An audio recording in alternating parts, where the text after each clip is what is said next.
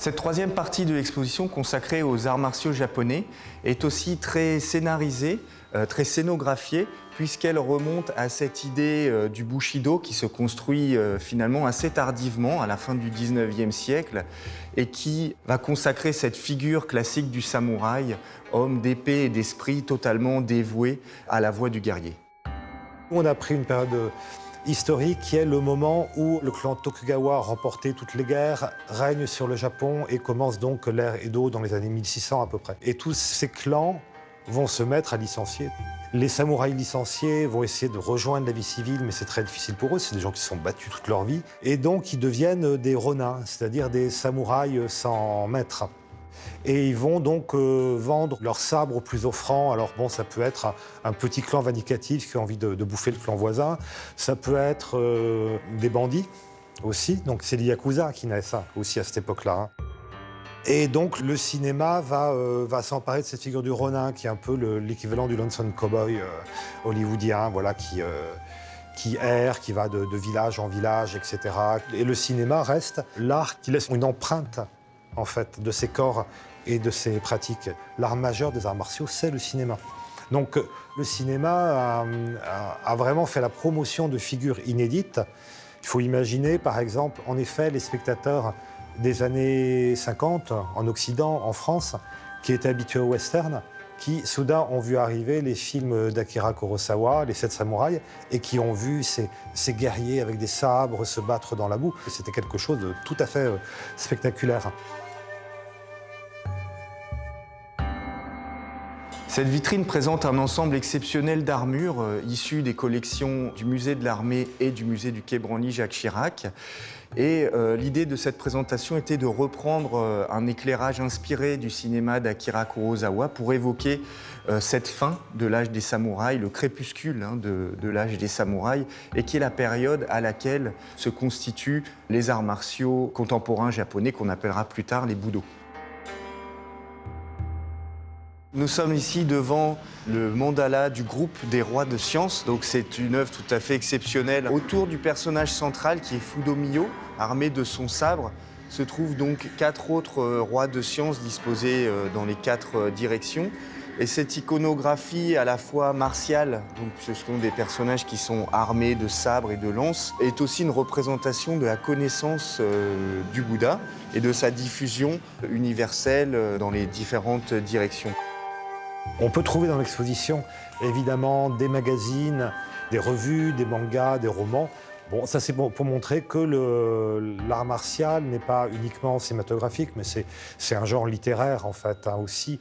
Je pense au manga de Hirata, par exemple, qui est vraiment le Kurosawa du manga. Je veux dire, c'est un calligraphe et c'est quelqu'un qui fait des recherches historiques extrêmement précises. Quand il dessine une armure, il y a tous les tressages, c'est absolument parfait. Nous sommes dans l'univers des femmes yakuza. Alors les yakuza, ce sont les organisations mafieuses, criminelles japonaises. Et les yakuza se revendiquent de l'esprit samouraï. Ce seraient les derniers à porter encore les valeurs du code de l'honneur. Le monde des yakuza est un monde extrêmement masculin. C'est-à-dire que le mythe de la femme yakuza, c'est une création imaginaire qui s'est diffusée dans le manga et dans le cinéma. Nous avons demandé à une artiste japonaise contemporaine de Tokyo, Rina Yoshioka, de faire spécialement pour l'exposition une peinture de femme yakuza. Et Rina, c'est quelqu'un qui travaille l'image de la femme de l'ère Showa. Ce qu'on appelle l'ère Showa, en général, ce sont les années 60 et 70. C'est toute l'esthétique des années 60 et 70. Et la figure féminine occupe une grande place dans cette iconographie. Et pour l'exposition, donc, elle a représenté une femme yakuza. Le symbole de cette femme est une fleur d'équinoxe. Et la fleur d'équinoxe devient une traînée de sang. Et donc là, on voit comment des femmes s'approprient des attributs héroïques, généralement réservés aux hommes. Dans cette salle, donc, on peut voir cette frise chronologique qui propose un aperçu de l'histoire des arts martiaux japonais, de leur lien avec l'époque féodale et avec les techniques de combat des samouraïs. Et on peut y voir le kimono de Clarisse Abguenienou, marraine de l'exposition, et qui représente le judo qui avait été créé, bien sûr, en 1882 par Jigoro Kano et qui fut le premier des Budo. des arts martiaux contemporains japonais. Cette partie est un petit peu une conclusion de l'exposition autour du combat du futur, en fait, de ces robots dont les armures et les casques évoquent directement les armures de samouraï. Les robots dans le manga et les animés japonais commencent dans les années 60 avec Astro Boy, bien sûr, créé par Tezuka, le père du manga, qui a créé un grand nombre de genres de mangas. Et il sera suivi par d'autres robots de plus en plus sophistiqués et géants pour arriver, bien sûr, dans les années 70 à l'œuvre de Go Nagai, le créateur de Mazinger et de Goldorak, qui va fixer les codes du genre avec ce qu'on va appeler les mechas, donc du terme mécanique, et qui sont ces grands robots pilotés aux armes ultra sophistiquées.